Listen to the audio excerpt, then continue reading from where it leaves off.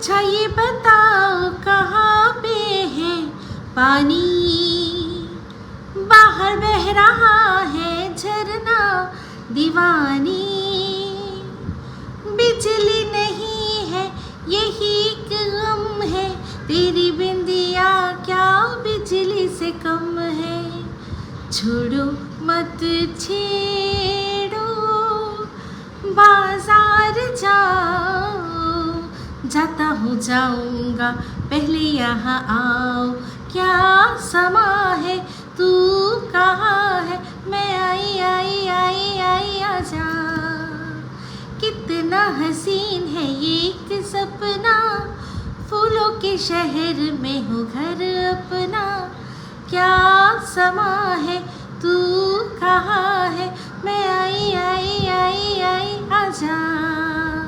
High, আমি Ipsita, welcome back to my channel. চলে এসেছি আবার একটা নতুন ভিডিও নিয়ে। তো আজকের ভিডিওর শুরুতে যে গানটা গাইলাম লাভ স্টোরি সিনেমার গান।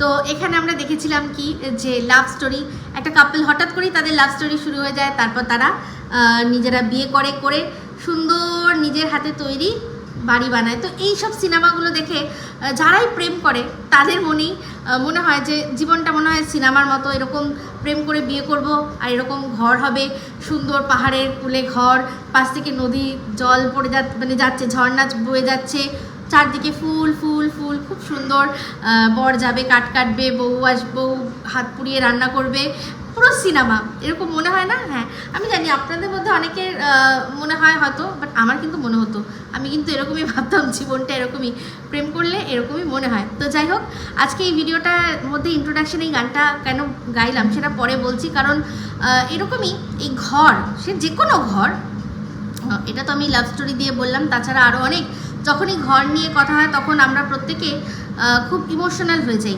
তো আজকে এরকমই একজন তার ইমোশন ধরে রাখতে পারেনি, তার ভিডিওর মধ্যে মনে হয়েছে এমন একটা কিছু, সেই জন্য এই গানটা আমি গেয়েছি। গানটা যদিও লাভ স্টোরি সিনেমার গাইলাম, কিন্তু এখন যাদের নিয়ে ভিডিও হচ্ছে, যার যার প্রসঙ্গ উঠবে, সেটা কিন্তু মোটেই লাভ স্টোরি নয়, সেটা কি বলুন তো, উল্টে বলা যায় লাস্ট স্টোরি, লাস্ট বলতে LUST লাস্ট। তো যাই হোক, এখন ভিডিওটা কী নিয়ে হচ্ছে, ভিডিওটা হচ্ছে টিনকে নিয়ে।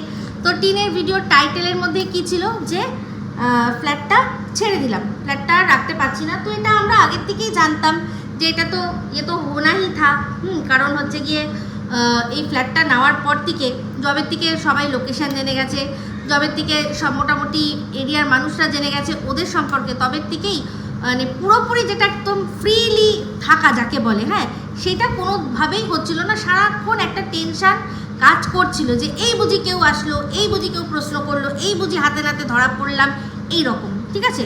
তো একটা অনিশ্চয়তা, একটা সারাক্ষণ মনের মধ্যে কিন্তু ভাব, একটা অশান্তি চলছিল। এতগুলো টাকা খরচা করে অনেক জিনিসপত্র নিয়ে ঘর যে সাজিয়েছিল, সেই ঘরটা সাজানো হয়েছিল, কিন্তু সেই বাড়ি বলে না যে বাড়ি তৈরি করা যায়, কিন্তু সেটাকে ঘর তৈরি করে সেই ঘরের মানুষরা। তো সেই আত্মা, সেই জীবন বাড়িটার মধ্যে, ওদের ওই ফ্ল্যাটটার মধ্যে কোনো দিনই হয়নি। হ্যাঁ, অনেক টাকাও খরচা করেছে, সেটা নিয়ে আমি কোনো আপত্তি করছি না, ভালো ভালো দামি দামি জিনিসও কিনেছে, কিন্তু দামি জিনিস আর টাকা খরচা করলেই যদি বাড়ি হয়ে যেত, তাহলে তো আর কি বলবো, তাহলে তার কোনো কথাই ছিল না। এমনও দেখেছি ফুটপাতে সংসার, কিন্তু সেই সংসারের মধ্যে যেন রাস্তা, কিন্তু তার মধ্যেও যেন মনে হচ্ছে একটা বাঁধন, স্বামী আছে, স্ত্রী আছে, বাচ্চারা খেলে খুলে বেড়াচ্ছে, কীরকমভাবে তাদের সংসার চলে আমরা জানি না, কিন্তু অবাক হয়ে মাঝে মাঝে দেখি যে তার মধ্যেও এক একটা জায়গায় আমি দেখেছি, আমার চোখে পড়েছে যে মনে হচ্ছে অ্যাটলিস্ট স্ত্রী রয়েছে, যেটা আর কি ঘরের মধ্যে যেটা থাকে না, একটা স্ত্রী বলতে লক্ষ্মী ভাব, সেটা দেখবেন অনেক বড় বড় শহরে দেখায় যে বড় বড় পাইপ আছে, সেই পাইপের মধ্যেও অনেকে সংসার পাতে, সেই সংসারের মধ্যেও অনেক সংসার থাকে যেগুলোতে অন্তত স্ত্রীর ছোঁয়া থাকে, কিন্তু ওদের এই ফ্ল্যাটটা দামি দামি আসবাবপত্র জিনিসপত্রে সাজানো হলেও কোনো দিনও তার মধ্যে সেরকম স্ত্রী লাগেইনি, আমার চোখে তো পড়েনি। কারণ কেমন দিনই একটা ফ্ল্যাটটার মধ্যে একটা হোটেল ব্যাপার ছিল, হ্যাঁ, যে আসছি যাচ্ছি, সময় কাটাচ্ছি, এখানে আবার চলে যাচ্ছি, হ্যাঁ, এরকম একটা ব্যাপার, একটা থাকা থেকে সারাক্ষণ সেই ঘরটার মধ্যে বসবাস করা, তার একটা আলাদাই কিন্তু বোঝা যায় মানুষের, শান্তি একটা আলাদা হয়। তো সেই শান্তি না ওদের চোখে মুখে না কোনোদিনও ওদের ভিডিওর মধ্যে সেটা ধরা পড়েছে। পুরোটাই যেন সব প্রথম থেকেই একটা দিখাওয়া, একটা দেখিয়ে দেবো ব্যাপার। যেটা দেখেছেন টিনের যারা দালাল কাম, এজেন্ট কাম, পোষ্য কাম, গোলামরা রয়েছে, তারাও কিন্তু প্রথম থেকেই ওই ফ্ল্যাটটা জবের থেকে আর কি এটা সম্পর্কে টিন বলেছে, তবের থেকে একটা এই দেখিয়ে দিয়েছি, এই করে নিয়েছি, সেই করে নিয়েছি, একটা কেমন যেন ভাব, যেখানে মানে এটা কোনোই রকম কোনো অ্যাচিভমেন্টের কোনো জায়গায় নেই, কিন্তু বারবার করে যে একটা মেয়ে একা পারে, সে সব কিছু করতে পারে বলে একটা চেষ্টা করেছিল প্রতিস্থাপন করা, সেটা কি হলো? আপনারাই বলুন। যারা ওকে ভালোবাসেন তাদেরকে জিজ্ঞাসা করছি, যারা আমরা ভালোবাসি না তারা তো বলবোই, আপনারা বলুন হলো কি? উল্টে কতগুলো টাকা খরচা হলো, যারই হোক খরচা, সে আমি মানছি নোংরামি করে কামাচ্ছে, খুব ভালো কথা। নিজের মানে এই কেচ্ছা কারবার বেচে বর শাশুড়ি, তারপর হচ্ছে গিয়ে বাচ্চা, শ্বশুরবাড়ি সব বেচে, ও তো এমনকি কন্ট্রোভার্সি ক্রিয়েটারদেরকেও বেচতে ছাড়েনি। সেই বেচে এই যে করলো, এতগুলো টাকা খরচা করে যে নিজের একটা জেদ পরিপূরণ করার চেষ্টা করলো, তাতে লাভ কি হলো কোনো? আমার মনে হয় হয়নি।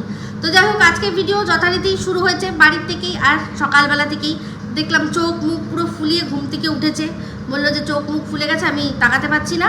তো এখন হচ্ছে গিয়ে দাদা বৌদি যাবে। তো দেখেছিলেন আগের দিন আমি ভিডিওর মধ্যে বলেছিলাম যে টিনের একটা কথা শুনে আমার মনে হচ্ছিল যে মনে হয় দাদা বৌদি ওর মানে বাপের বাড়ি যাবে, মানে বৌদি নিজের বাপের বাড়িতে যাবে মনে হচ্ছিল কোনো কারণে।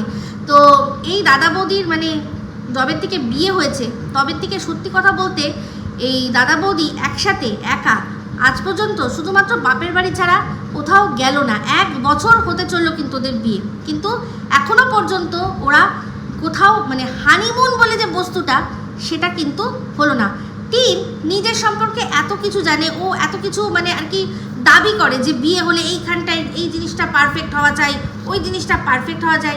তো ওর আজ পর্যন্ত এটা মনে হলো না যে ওর বাড়িতে মানে ওদের যে বাড়িতে বৌমা হয়ে এসছে তারও কিছু শখ আহ্লাদ থাকতে পারে, তারও কোনো কিছু শখ আহ্লাদ থাকতে পারে। শুধুমাত্র সোনা দানা খাওয়া, দুবেলা দুটো খাওয়া সেটাই হয় না, যে হাজব্যান্ডের সাথে একটুখানি আলাদা করে সময় কাটানো, একটু মি টাইম কাটানো দুজনের হাজব্যান্ড ওয়াইফের মধ্যে, যেটার অভাবে টিন বলেছিল যে ও অত্যাচারিত। ওর একবারও মনে হয় না যে ওর বৌদিরও সেটা প্রয়োজন। তো আজ পর্যন্ত কি ও ওর দাদাভাইকে বা মা বাবার সাথে আলোচনা করেছে যে মা বাবা ওদেরকেও তো একটুখানি হানিমুনের জন্য কোথাও পাঠানো আমাদের উচিত? আরে 1 দিনের জন্য বা 2 দিনের জন্য মানুষ একটুখানি ঘুরে আসতে পারে নাকি? কারণ ও তো একটা বাচ্চা মেয়ে, ও তো মানে হয়তো শুনেছে যে বিয়ের পর সবাই হানিমুন যায়, তো ওর জীবনে হানিমুন বলে কোনো জিনিস হবে না, সেটা এখন না, যখন পরবর্তীকালে ওরও মানে টিনের থেকে পূর্ণ ট্রেনিং নিয়ে তারপর যখন টিনের মতোই আবারও ওর লাইফেও কেউ জুটবে, তখন এই ক্ষোভগুলো বেরোবে যে কি বিয়ের পর একটা হানিমুন পর্যন্ত নিয়ে যাওয়ার মুরদ হয়নি, এমন একজন মানুষকে বিয়ে করেছিলাম, এমন একজনের হাত ধরেছিলাম বলবে। ঠিক আছে, তো দেখলাম যে গেল হচ্ছে গিয়ে সেই কৃষ্ণনগর।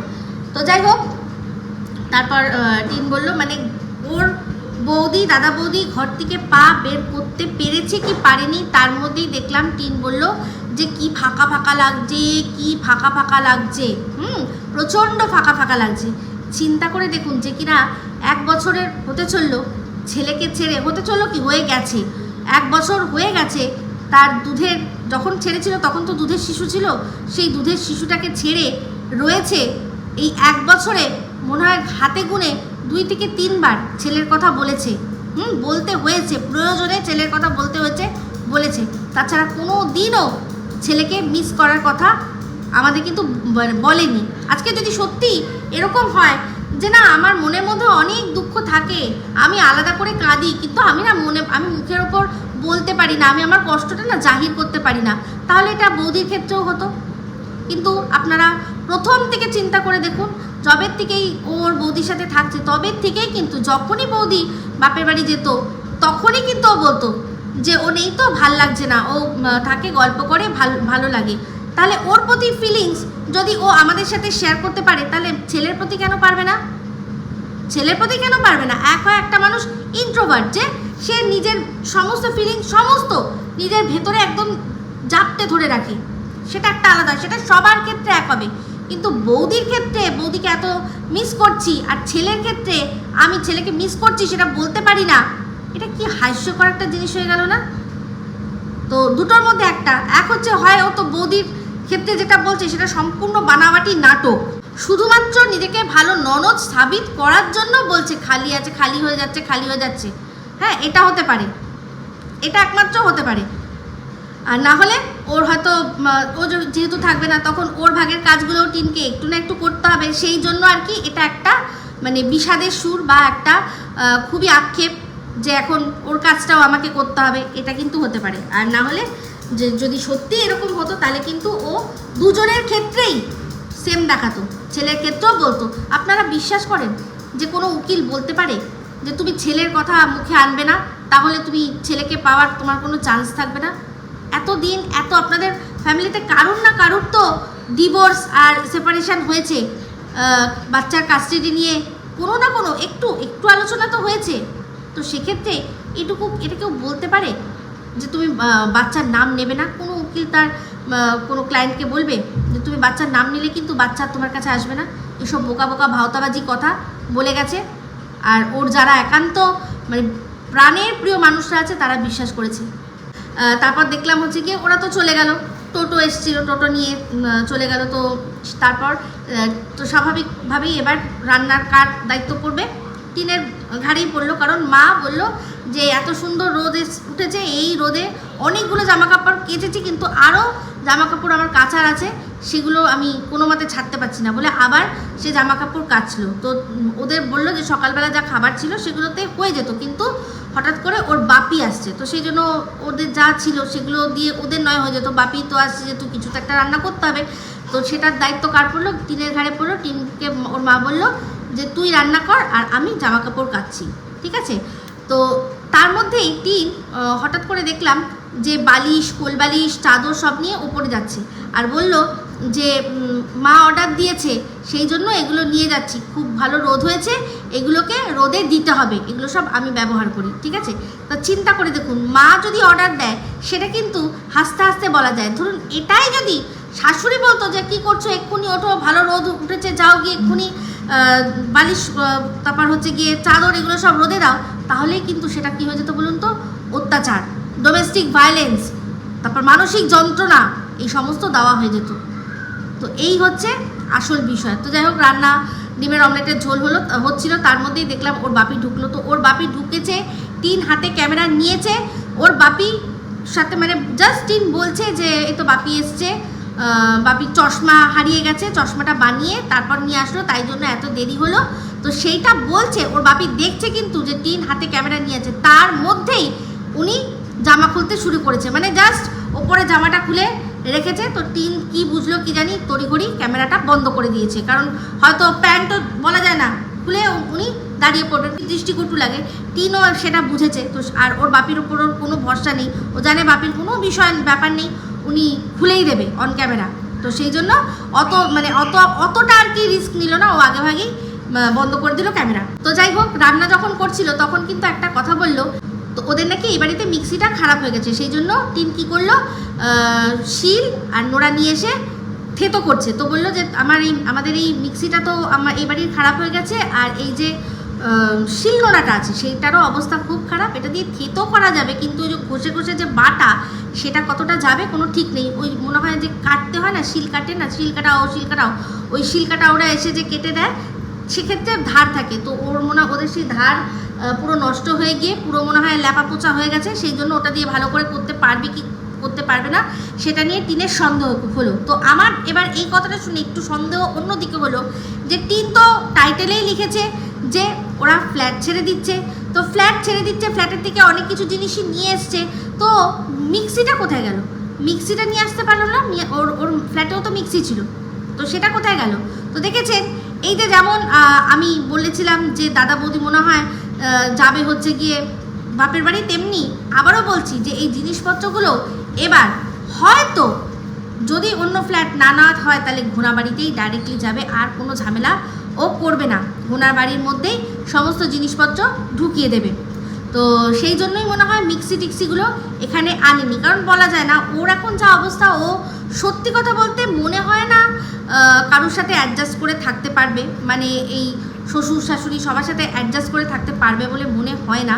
তো সেই জন্য ও নিজের ব্যাকআপটা রাখছে যে যদি ওই বাড়িতে যাইও, যদি পান থেকে চুন খসে তাহলেই সঙ্গে সঙ্গে আমি আমার হেসেল আলাদা করে নেবো। এমনিতেই শুনেছেন সিআইডি বাহিনীর মাধ্যমে খবর এসেছিল যে এই ঘোনাবাড়িতে আর কি আমাদের যে কাকা আছে, মানে আমাদের কাকার ছেলের যে বাবা, তার যে ওয়াইফ মানে আমাদের কাকি, সেই কাকির সাথে কিন্তু টিনের এক হাত মানে হয়ে গেছিলো আর কি, মানে চোট লেগে গেছে। তো সেও শুনবে না, এ তো চোপা জানেন, তো সেই জন্য এও চোপা করতে ছাড়েনি। তো সেই জন্য আর কি সব জিনিসপত্র নিজের জন্য আলাদা করে রেডি রাখবে, যে এই পান থেকে চুন খসবে সঙ্গে সঙ্গে হাঁড়ি আলাদা করে। আর এমনিতেই দেখেছেন ওর মা ভরে ভরে হাঁড়ি কিনেছে, হাঁড়ি গামলা কড়াই ভরে ভরে, কারণ ওর মাও তখন ভাবছিল যে ফ্ল্যাট নিয়েছিস তাহলে এখন এখানে কেন রয়েছিস, ফ্ল্যাটেই যা ভাই, ফ্ল্যাটেই থাক। তো তার মাঝখানে জানেন অনেক কিছুই হয়েছে, যে জন্য একেবারেই ইম্পসিবল হয়ে দাঁড়িয়েছে যে ফ্ল্যাটে থাকা। তো সেই জন্য ওই হাঁড়ি কড়াই সেগুলো কোথায় যাবে, সেগুলো সব ওই ঘোনাবাড়িতে যাবে।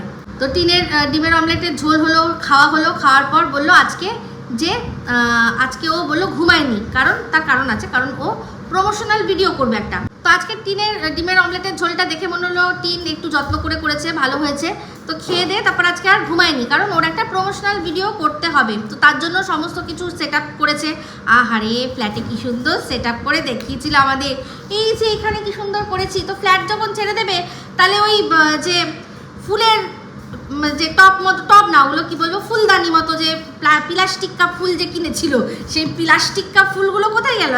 এখানে সুন্দর করে সেট আপ করতে পারলে না, না হবে, ওগুলো সব ঘোনাবাড়িতে হবে। তারপরেই কিচ্ছু দেখাবে না, ঘরের ভেতর থেকে আমাদের দেখাবে এই যে আমার নতুন।